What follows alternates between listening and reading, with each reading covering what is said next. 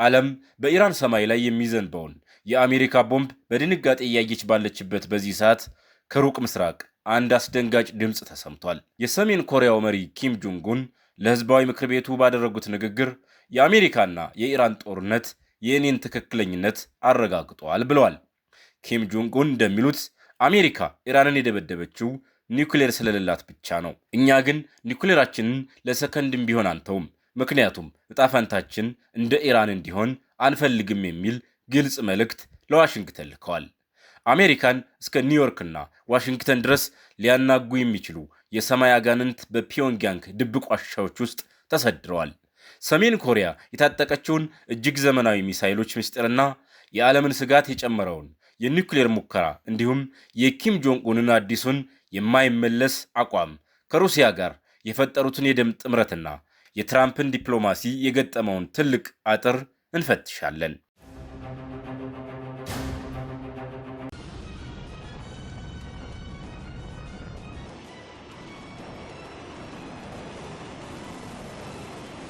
ኪም ጆንግ ኡን አሜሪካን የመንግስት ሽብርተኛ ሲሉ ከሰዋታል።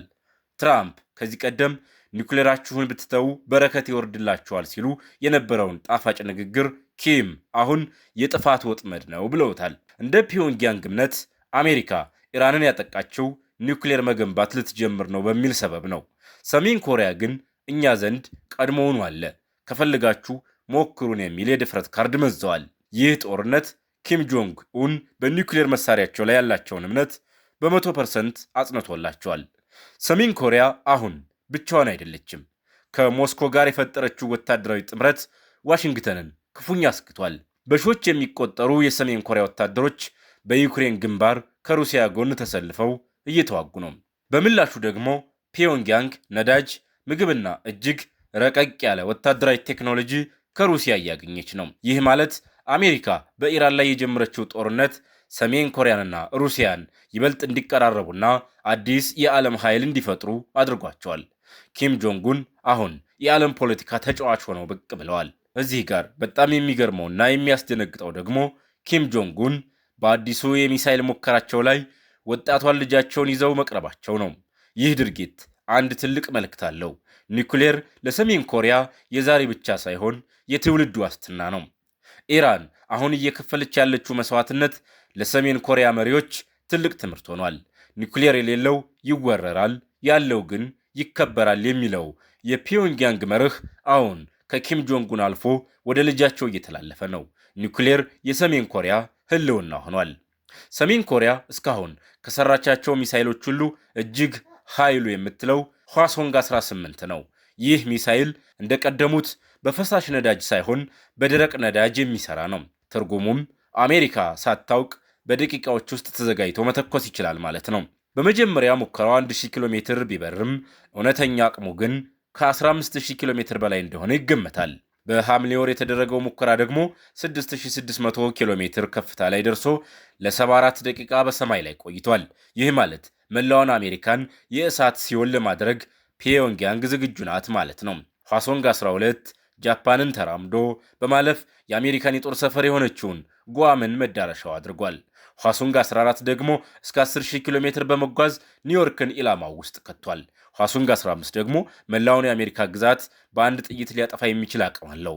ሰሜን ኮሪያ አሁን ሚሳይል እየሞከረች አይደለም፣ አሜሪካን እጃችሁን ስጡ እያለች በሞት ወጥመድ ውስጥ እየከተተች ነው። የሚሳይሎቹ ጫፍ ላይ የሚቀመጠው ጭንቅላት ደግሞ ሌላ አስፈሪ ታሪክ አለው።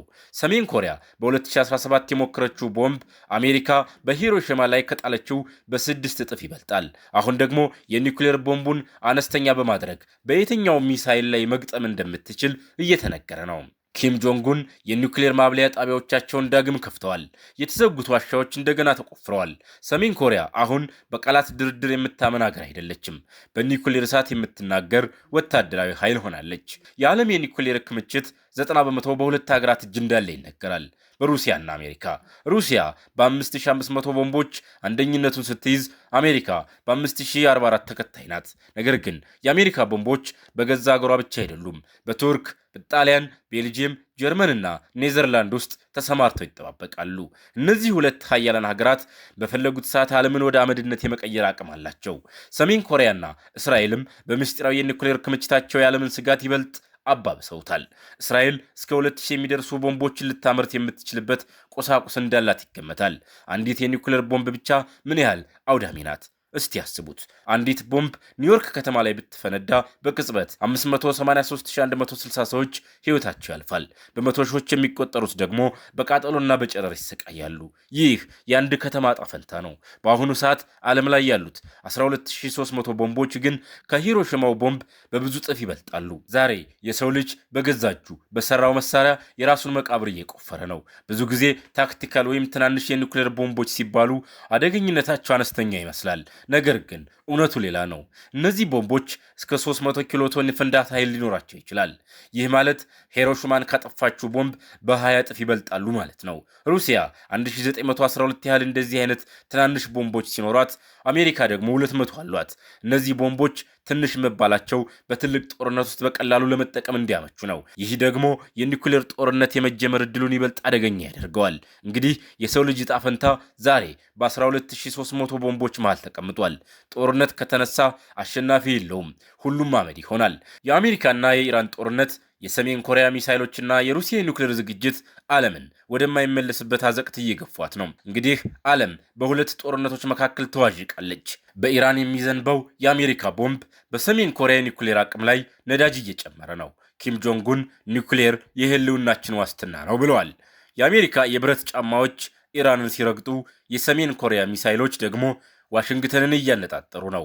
ዓለም ወደ ኒውክሌር ጦርነት እያመራች ይሆን? እናንተስ ምን ትላላችሁ? ሰሜን ኮሪያን በዲፕሎማሲ ማስቆም ይቻላል? ሐሳባችሁን በኮሜንት አጋሩን። ለተጨማሪ ትንታኔዎች ቻናላችንን ሰብስክራይብ ያድርጉ። ቪዲዮውን ሸር በማድረግ ለሌሎች አድርሱ።